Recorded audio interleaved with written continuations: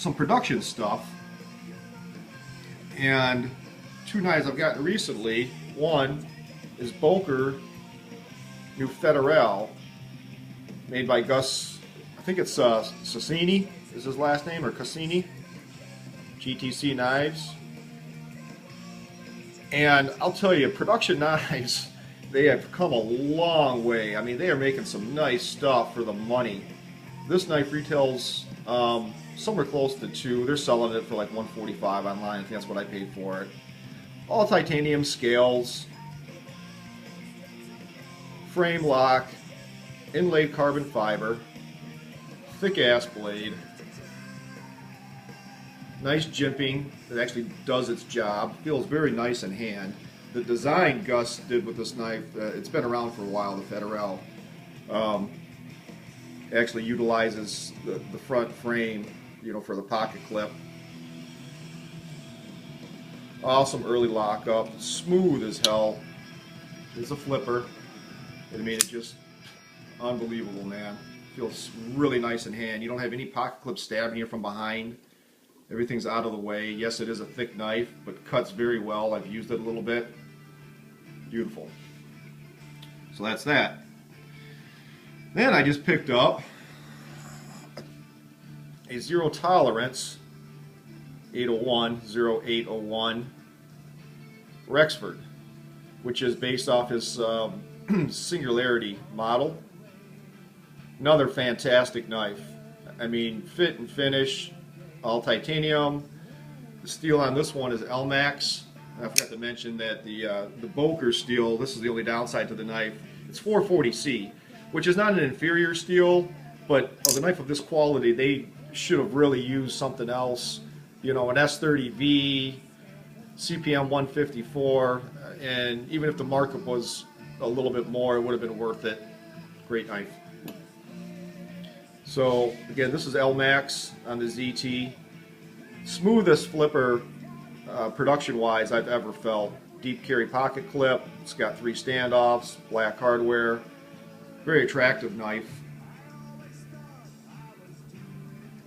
Feels great in hand. 3.5-inch blade. I have like a medium-sized hand, and it really feels good. I kind of wish there was a little bit of jimping. If they would have flattened out the back part of the knife here and put a little bit of jimping, would have been nice. Serial number 1224. Lockup's great. It's not sticky at all. Detent fantastic. I don't think you could not flip this if you tried. I mean, the littlest push, the thrust washers or whatever bearing system they have in there is just utterly fantastic. Very excited about this knife. Price point is around the $200 mark, just a little bit under, I believe. And I bought this new from an online dealer. More and more are showing up, and as you can tell with my serial number, there's quite a few out there. Who knows how many they're going to end up making. If this is in the 1200s, I'm sure it's going to go up to 2000 or better. So it should not be difficult to acquire.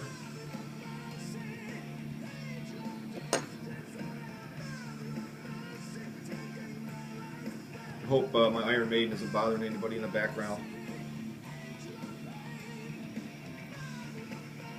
It's very well thought out, executed design by Todd. Of course, you know, his knives, if you buy them on a secondary market, you're going to pay thousands for them. If you're lucky enough to get into one of his lottos at shows he goes to, then, well, you're lucky. Because it seems to me that he tends to sell, I'm not going to scoff at the guy, but he seems to sell more to his USN friends than anybody else. Even at shows, he'll say, oh, I'm going to have a drawing at such and such time, and you go to the drawing and he goes, oh no, we decided to have it 2 hours earlier and all his knives are gone, which is bullshit. But that's another discussion. I won't get into that. So another custom favorites of mine are Balisongs. I love butterfly knives. I'm old school because I'm an old fart, but in the 80s I started collecting and using more, as a kid. Pacific Cutlery, and then turned into Benchmade. And I love their knives. I've had this for a little while. I'm not even sure if I put a video up on it yet. This is a Model 30. It's a small Bally. It's the original version with all the hidden pins. I was able to pick this up again off of Forum8 on the Blade forums. Really hooked me up on it. Good price. This is virtually untouched. No marks or anything on it. I mean, there's barely any latch marks from flipping it. The ones that you see is probably what I've done. So very happy to have this particular knife. And it took years and years and years for my satisfaction, being I like the heavier Balisongs and the hidden pins and just the, again, the ruggedness of it, how well they're built, for makers to start coming out with custom versions. Enter 29 Knives, Chris Olofsson.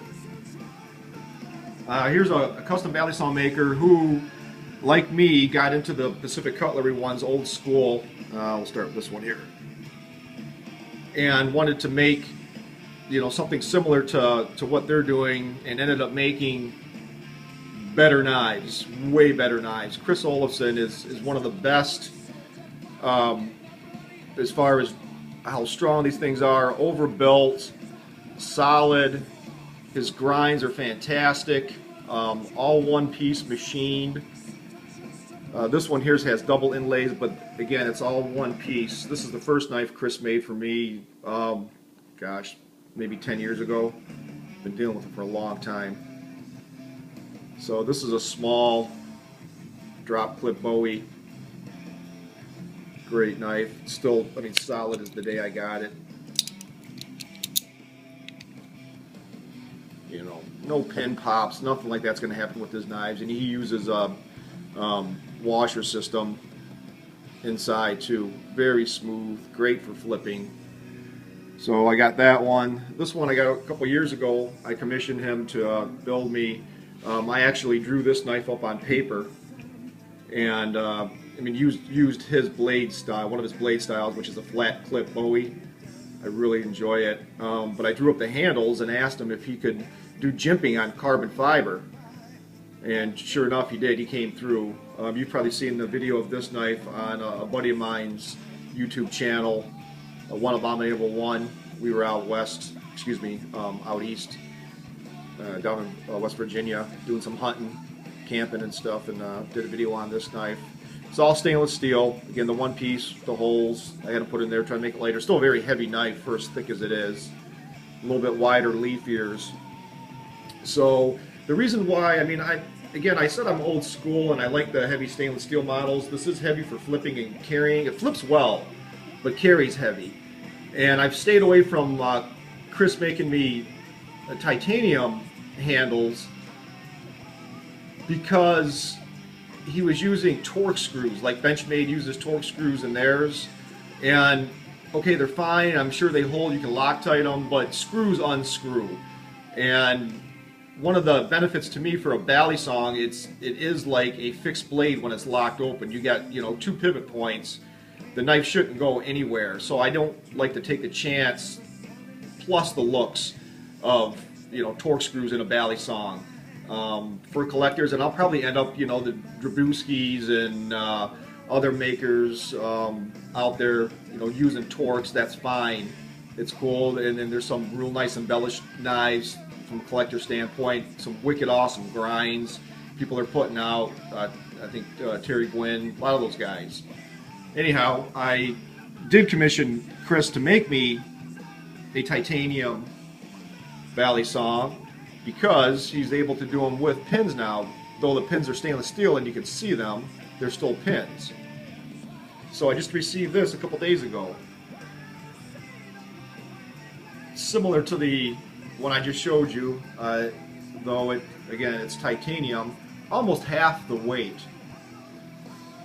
Grade A carbon fiber he put in these things, put in this thing. Just beautiful. The ears I had to do with the kind of the flat shoulder ones. Just holds really nice. One thing about the titanium that I like is that, I mean, even though it's a very stiff, it's actually easier to engage and disengage the latch on this one than on the stainless steel model. But the weight, you know, I can carry this all day, no problem. So